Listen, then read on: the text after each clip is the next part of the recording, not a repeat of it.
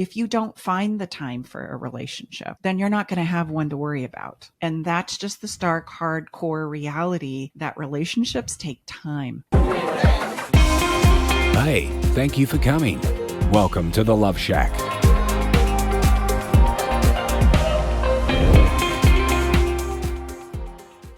Hey, welcome to the Love Shack. It's a little old place where we get together, explore fresh perspectives, and eavesdrop on juicy conversations to discover the things that really matter most while having a little bit of fun along the way. This is episode number 137. Today, we're going to be diving into making time for love, how to stop neglecting your relationship and reconnect. It's an important conversation today. And hey, I'm Staci Bartley, your go-to relationship expert, and along with my husband and lover, Tom, and my daughter, Brooke Brown. An honor and a pleasure to be here with you today. And we're going to talk about a common issue that many couples face at some point in time in their relationships, and that's the neglect of that relationship. Here's the deal. We often push our relationships to the back burner. And I think this happens because the emotional experience that we have in relationships is of a very invisible nature. Like when you neglect it, you don't see the evidence of that neglect, much like you would a dirty house, right? Some unbrushed teeth and hair, some dirty clothes, etc. Neglecting the trash, any of the physical tasks that are day in and day out. When there's a neglect there's some physical evidence that stands by waiting to showcase the neglect that's happened slowly but surely, day in and day out. And with our relationships, we don't have that same evidence trail about the neglect and the cost that we're actually creating by choosing to neglect it day in and day out. And usually this neglect isn't seen or experienced until we're in trouble. So we have a catalytic moment, is what you like to say. A catalytic moment, which could be all of a sudden a fight where somebody has been hanging on to something for a very long time. They're out of emotional gas, and the words that are said are something along the lines of, I just can't do this anymore. And you go, what? Do what anymore? This anymore? Well, what's this? Come on, explain yourself. And hence the evidence starts to reveal itself. We often do push our relationships with the people that matter most to us to the back burner, thinking that they're not as important as other aspects of our lives. But the truth is, the breakdown of a relationship can have far and reaching effects on our lives and those around us. And it happens slowly but surely, just like other places of neglect happen that we see and showcase physically. One of the most common excuses that I hear, and quite frankly, I've used in my own personal life and relationships in the past, is I don't have the time. That seems to be the common narrative of, I can't fit it in. I got kids that have soccer practice and basketball practice and ballet and dance club, and I've got my PTA and my work and my career and my clients. We got to cook dinner every night, everything. Yeah, we got to cook dinner. I got to do food prep. I got to clean the house. I've got these responsibilities with my bowling league, my church. And the list goes on and on and on and on. And as the list goes on, we think that we have plenty of time to get to the relationship at some point in time. And I think the intentions are really good. But again, because of that trail of physical evidence, we don't realize the choice that we're really making until we start to experience it emotionally. And usually by then, there's been a lot of breakdown. There's been a lot of breakdown that's collectively, little by little, over time, created a huge deficit in our emotional connection and intimacy. So this idea of time, I want you to think right now, about your checkbook or your bank account and your calendar. And what are the things that are on there? Because the things that are in those two places are the things that right now in your life you are prioritizing over anything else. And yet, when that relationship breaks down and everybody is thinking that maybe we've come to the end of the road, that breakdown is going to affect every single area of your life. It is going to affect your bank account. It is going to affect your physical and mental health. It is going to affect your kids. It is going to affect your home, your family, your community. It is going to have far reaching ripple effects. And yet we continue to say, I don't have the time. These other things are more important. I don't have the time. I need you to understand that if you don't find the time for a relationship, then you're not going to have one to worry about. And that's just the stark, hardcore reality that relationships take time. They take consistent put in. And if we go back to looking at these emotional priorities that we are neglecting because of these things in our world that seem physical and demanding of our time and attention, I want you to realize that if we continue to use the excuse of time, what's really happening is avoidance. This is avoidance, my friends. So let me ask you, what are you attempting to avoid? Making time because you don't want to look at the tasks, or you don't want to rework your tasks. You don't want to let go of some of those athletic pursuits, or some of those career endeavors, or some of those community commitments that you have going on. Or maybe we need to scale back what the kids do, right? Because if we think we're doing this for the kids, but if the relationship blows up, what have we done for the kids? It's going to impact them. So maybe ballet class once a month instead of every week would be okay, so that we can carve out some time for ourselves. I'm just pointing in areas that if time continues to be the excuse, then there's a level of avoidance there, where I'm feeling like I'm going to let somebody down, or I'm going to let myself down, or I'm going to let my partner down. Or what about fighting? I don't want to fight. I don't want to spend time together because we're going to have a fight. Or every time we spend time together, awkward feelings that come up around emotions, sex, money, parenting, and I could go on and on there, but the awkwardness really around these categories is what we're avoiding. And so we put off spending time together. Or maybe you have a narrative inside of your head that says, I've tried already, so why bother? I've tried to spend time. It's not gone well. So I'm done. Well, okay, you're done. And that means you're done creating or co-creating and feeding life into this relationship. If you're done, then you're going to be done for real, if that continues to be the narrative. Like, this is the self-fulfilling prophecy that we often realize we're not doing or fulfilling in that moment of choosing those kinds of things. And then the last avoidance thing that I see a lot is you have an untruth inside of yourself. There's a secret about your actions, your words, your behavior, and you don't want it to get vetted out. You don't want to be held, right,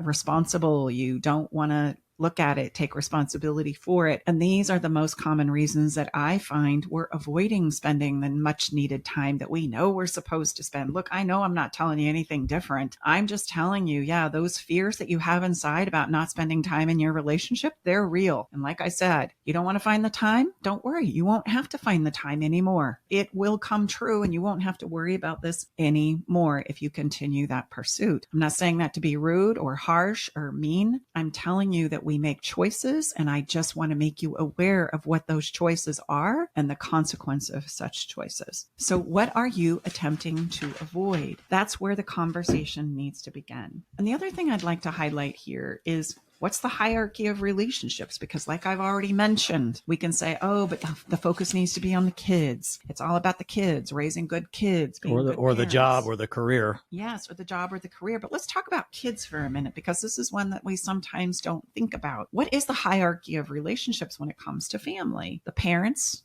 or the kids? Where should the lion's share of focus and commitment be? Most times, especially right now in our culture and society, is the focus is on the kids. And parents, yes, God love your souls, bless your hearts. Tom and I are parents to 8. I get it. It's in making sure the kids are thriving. The kids have what they need. The kids are growing and flourishing, and they get opportunities to explore their hobbies and be with their friends and all the myriad of things that and places that could take us in. But if it's coming at the expense of the parents, then there's going to be a problem at the end of the heap that everybody is going to pay a price for. So in the hierarchy of parents versus children, the hierarchy is parents first. Because if the parents blow up, it's going to dramatically curtail what it is you can do and co-create with your children. And it's important for your children to understand and know that the priority is us, mom and dad, being on the same page, or mom and mom, or dad and dad. It's important for us to be on the same page. It's important for us to be thriving, because the better we feel as parents, the better parents we can be. The more challenging it gets between the two parents, the more difficult it is to parent. We just don't have gas in the tank emotionally to show up for the kids when they need us, or help them navigate through challenging times that are inevitably going to come up. I'm too busy wrestling with my own emotional conflicts and challenges between myself and my partner. And so if I don't resolve those and I don't have a good working acumen here, it's going to impact the children and your ability to parent the children anyway. So I'm going to stop talking for a minute because I've just laid down some serious, okay, let's get real about this. Let's really think about what we're choosing to do and how we're stacking the deck, because it's going to impact and catch up to the emotional neglect that's happening in your lives and in your relationship. There's no way around it. There's no grace here. There's nobody that gets out of this. And to just say one more thing, I said I was going to stop talking, but I have one more thought. We are all fighting the natural progression of breakdown in the world in which we live. It's scientifically a principle. It's a principle called entropy, and it's something that we have to embrace. It's the breakdown of me aging. It's the breakdown of the house that's going to consistently need repair and attention to thrive. It's the dirty house that, even though I cleaned it last week and I haven't even been home, continues to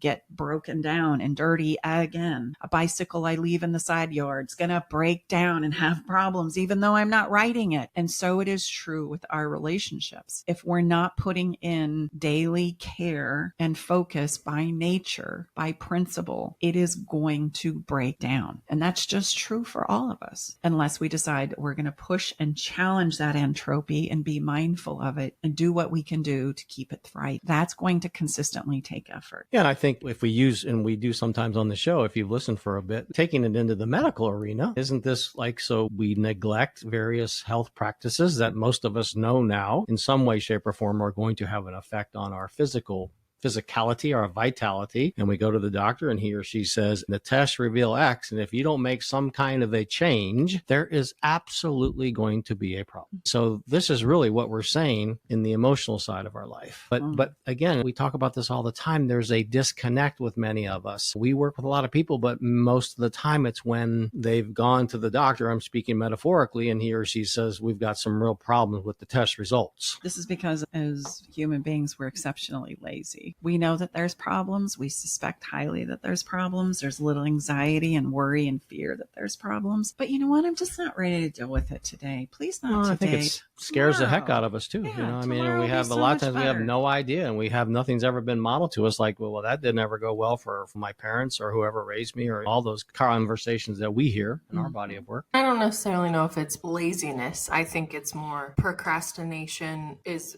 a lot of times based on fear, because we're scared of what's going to happen if we do it. And I think that's a big reason why people don't want to spend time with their partners sometimes, or they keep putting it off. To expand on what you said earlier, it's not necessarily because they're afraid they're going to fight, but it's because they're going to have to face what they know is true. Face the fact that they're not as connected as they once were. Face the fact that their marriage might be coming close to being over. So if they just continue to focus on the kids or continue to do things with their friends or not with their partner, then they can put that process a little bit further out, because it's scary. It's scary to face it. I say lazy because we are wired as the beings that we are as a human being to find the path of least resistance, to put in the least amount of effort that's required today. And so we won't take on these big things that you've just highlighted and that we've talked about here already until there's urgency. And I can see that, oh gosh, okay. And then we do a Hail Mary. It's kind of like, okay, I see now I need to do this. I've known I've needed to do that. That's the lazy part. I'm not criticizing or trying to hurt anybody's feelings, but we really do try and take the path of least resistance for a myriad of reasons. One is just the energy and the functionality of our brain, right? So we are constantly looking for the path of least resistance. And if we feel like we can kick the can down the road, and we do this in our finances,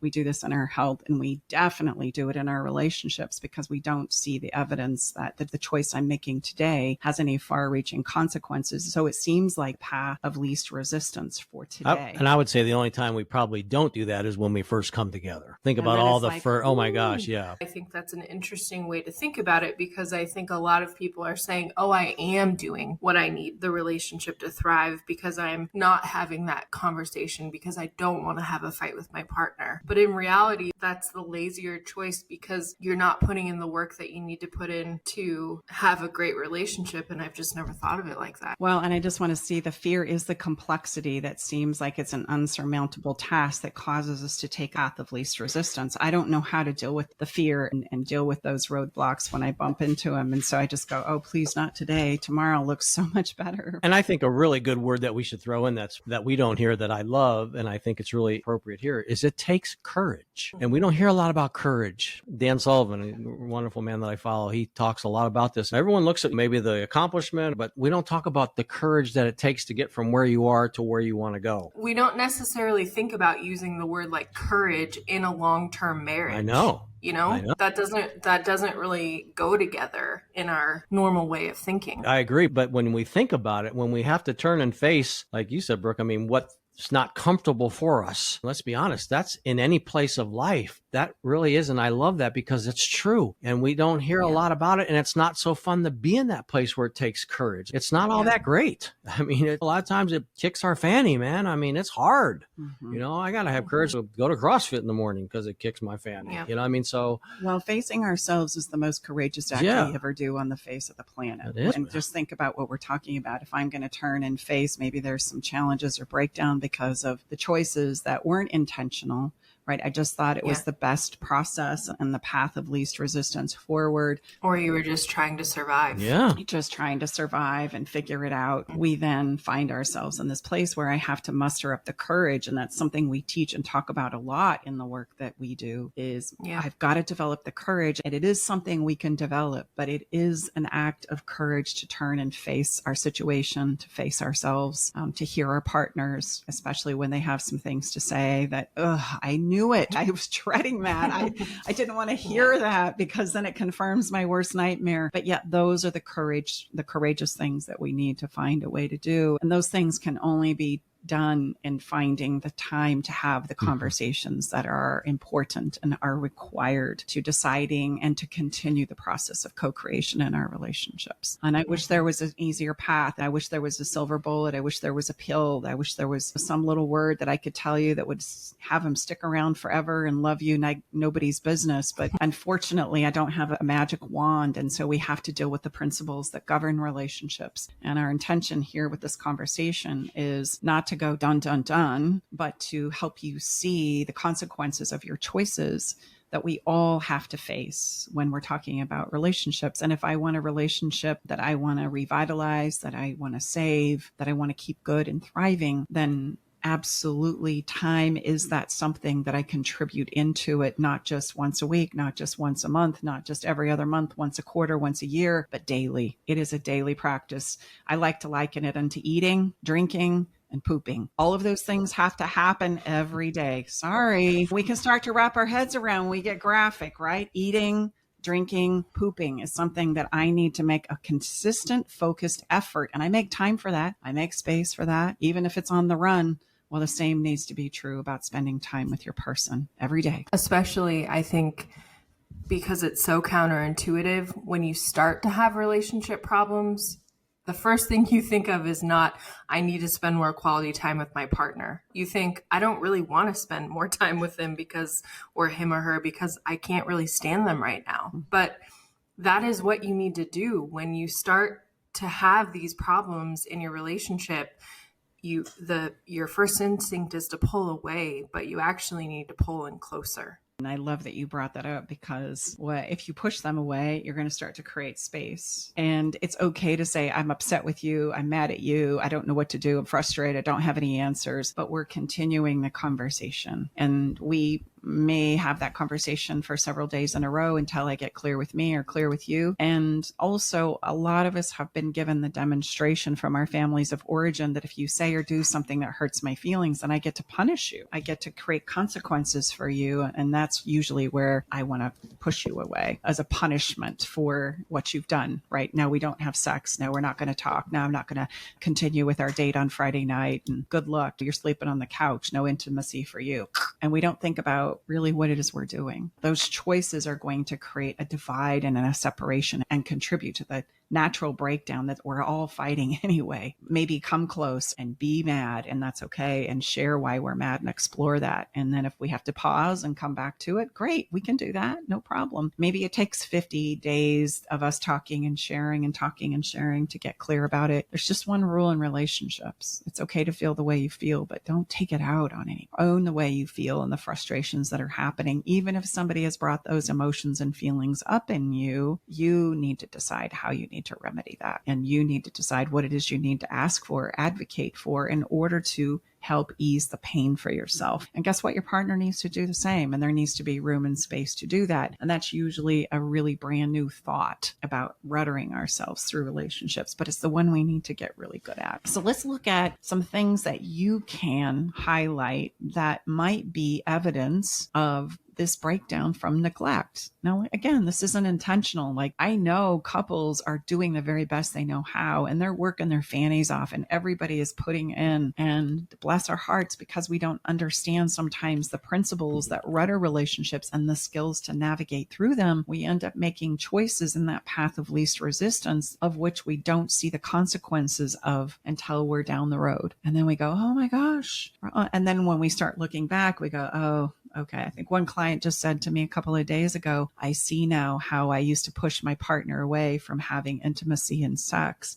That was actually the beginning of the end. Right? That was the moment where he felt rejected. Then all of a sudden he stopped engaging in conversation anymore. He's telling me now that, he didn't feel like he was wanted. He was loved. He mattered. He wasn't contributing anything to the relationship. And a year and a half or two later, he ends up saying, I'm done. I can't do this anymore. And she can track it back to this moment where, for a myriad of reasons, she said, no, it's time for me to cut you off. And we just don't realize what we're saying then. You can't punish somebody enough to motivate them to come back to reconnecting with you. It doesn't work like that. I think it's really easy to switch into the defensive mode where you believe your partner is against you in our relationships. And I think often it's unintentional, where we're like fighting against each other. And then it can take so much of letting your pride go and admitting that you were wrong to get back to the place where you realize you are on the same team. That can be such a change in perspective to be like, oh God,